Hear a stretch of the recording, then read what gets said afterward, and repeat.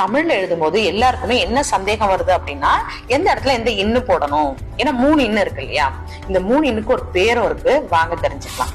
காங்கியா சாங்கியா வரிசையில டாவுக்கு அடுத்து ஒரு நகரம் வருது இல்லையா? அத டன் நகரம் அப்படின்னும், தாக்கு அடுத்து வரக்கூடிய நகரத்தை தன் நகரம் அப்படின்னும், ராவை தொடர்ந்து வரக்கூடிய நகரத்தை ரன் நகரம் அப்படின்னு சொல்லலாம். இந்த டன்னகரம் இன்னும் எங்கெல்லாம் பயன்படுத்துறோம் அப்படின்னா, எங்கெல்லாம் டா என்ற எழுத்தோ இல்ல டா வரிசை எழுத்துக்களோ வருதோ கண்டிப்பா அதுக்கு முன்னாடி டன்னகரின்னு தான் போடணும்.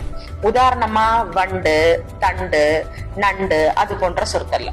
அடுத்தது தன்னகர இந்து எங்கெல்லாம் பயன்படுத்தணும் அப்படின்னா, எங்கெல்லாம் தா என்ற எழுத்தோ இல்ல தா வரிசை எழுத்துக்களோ வருதோ கண்டிப்பா அதுக்கு முன்னாடி தன்னகர இந்து தான் போடணும். பந்து, சந்தனம் இது போன்ற சொற்கள்ல.